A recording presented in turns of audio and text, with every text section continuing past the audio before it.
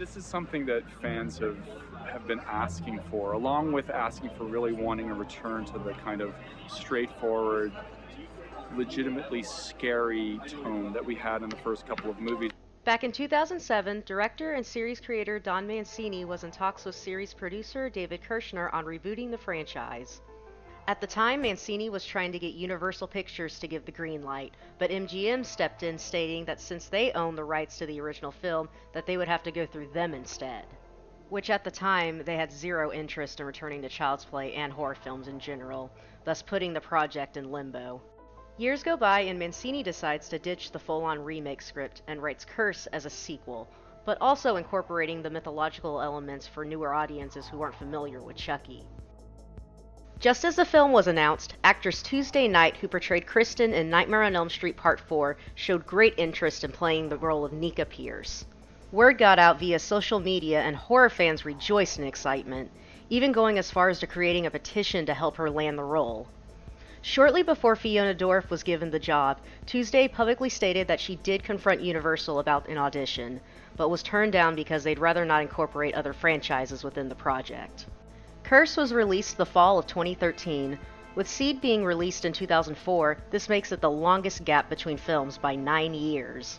The score was composed by Joseph LaDuca, who also did the music for Evil Dead's 1, 2, Army of Darkness, and the currently running Starz series Ash vs. the Evil Dead. In the opening sequence, the shot of the Pierce's house was completely done in CG. All of the other exterior shots were filmed in front of a real location, which in real life is a bed and breakfast. The inside, however, was shot completely on a soundstage. With the series returning to its original horror roots, Mancini went the extra mile to up the spooky experience.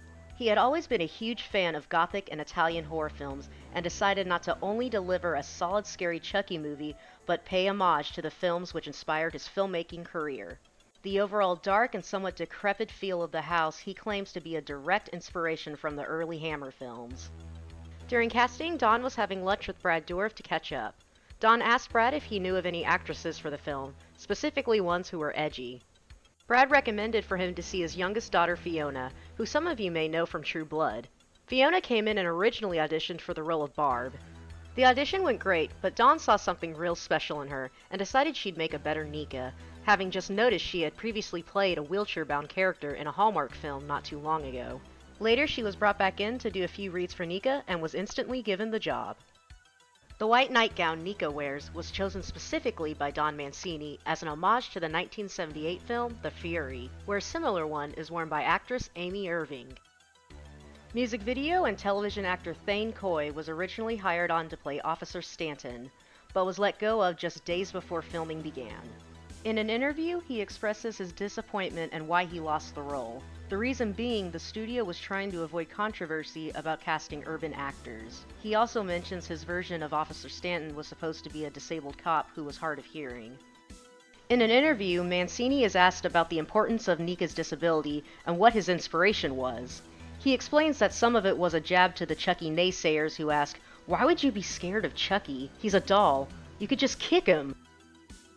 Father Frank's death was originally written for him to crash his car into a bus full of people. It was changed as a result of budgetary issues and time. Mancini mentions in the commentary track that it would have been great to see the body count completely skyrocket, and Chucky hasn't even spoken yet. During the scene in which Jill is being electrocuted during sexy video chat time with Barb, her webcam image is shown from Chucky's point of view instead of her laptop's webcam. Chucky's scars were heavily scaled back for this film. Only 4 out of the 8 are visible. Barb's full name is revealed to be Barbie, an obvious reference to the infamous Mattel doll line. When Chucky stabs Barb in the eye, you can see in a close-up shot that she has green eyes. But when Chucky rolls the dismembered eye down the stairs, the color changes to blue. I've already mentioned this in my last video on Seed of Chucky, but I thought it'd be appropriate to include this fact in here as well. Small actress Debbie Carrington, who was the walk-around Tiffany in Bride and Seed, was brought back for this film to be the walk-around Chucky. According to Brad Dourif, he wore a wig and was put under excessive amounts of makeup in order for him to look younger for the flashback scenes. Special lighting was also used to help him appear as he did in the first Child's Play. This is the first of the films where Chucky doesn't bleed when being injured. A small goof is exposed when Nika crawls into the elevator fleeing from Chucky. If you look real closely, you'll notice her legs bending before she shuts the door on him. I've mentioned in the past about how Mancini tends to recycle ideas from his original Child's Play script into the sequels. The courtroom scene at the end, particularly the long shot of the murder weapons, was something intended for the opening of Child's Play 2. Summer Howell, who plays Alice, was legitimately scared of Chucky, but only the scarred version. So much so that during points of filming, his face had to be completely covered with tape. They ultimately had to make a puppet without scars to use for her during the ending scene. Later in editing, the scars were digitally added. The movie is loaded with Easter eggs and references to past films, and some iconic scenes were even recreated as nudges to hardcore Chucky enthusiasts. Here's some of the comparisons I found.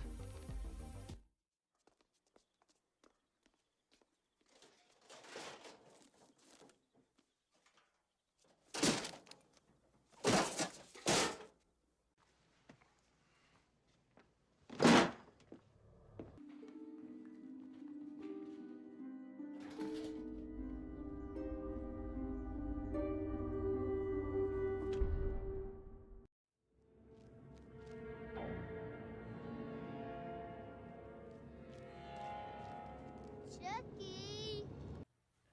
Hey, I have a surprise for you.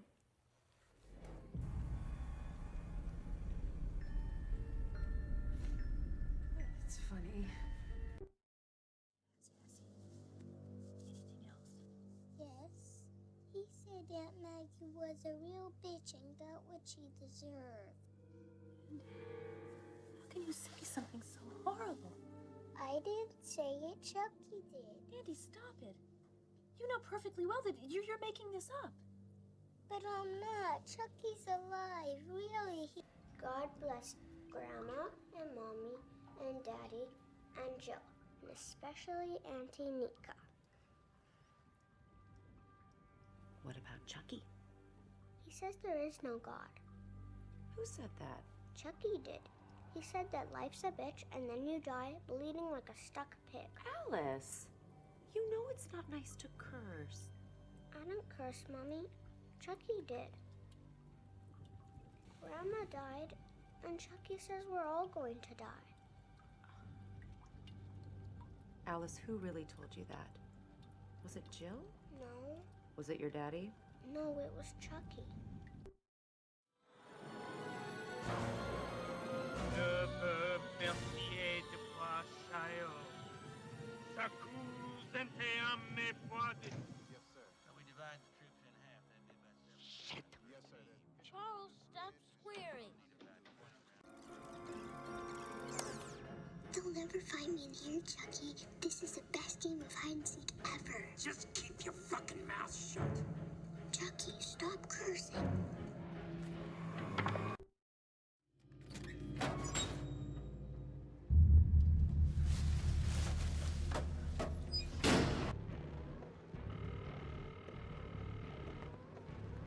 Hello. Hey, I'm on my way, and don't forget my money.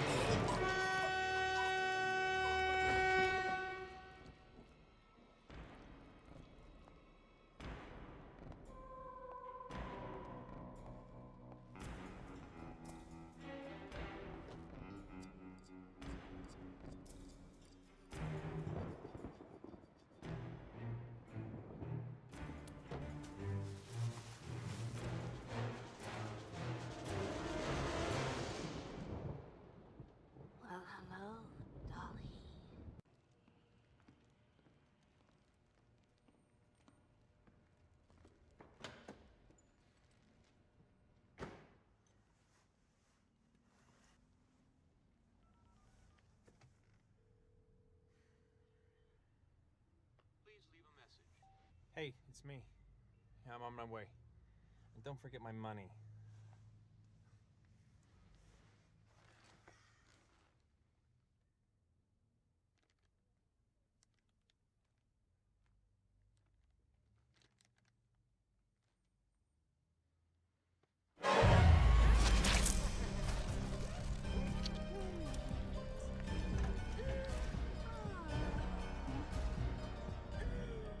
They never learn.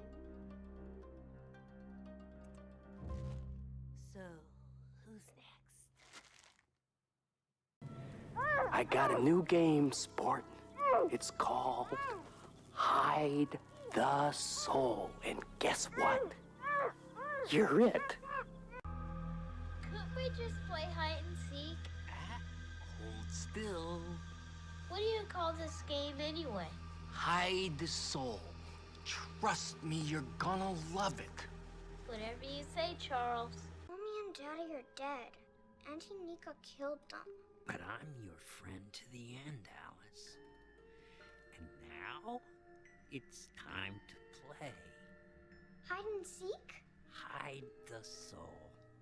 And guess what? You're it. Although this is only shown in behind-the-scenes footage and production photos, it's revealed that Andy Barkley actually lives above his own ammunition and firearms shop. Also, regarding the post-credit scene, Andy's having a phone conversation with his mother Karen, who's calling to remind him about his birthday gathering the following day. This implies she has eventually been released from intensive care. During said phone call, he asks how Mike Norris is doing and asks for Karen to say hi for him. It is assumed the both are now in a relationship or have gotten married. The film was shot within 30 days in the city of Winnipeg, Manitoba. Curse is the very first installment of the series to be shot digitally and not on film. Brad Dourif recorded all of his lines for Chucky within only 8 hours. Today will be the first time I've ever seen Chucky in the plastic version work.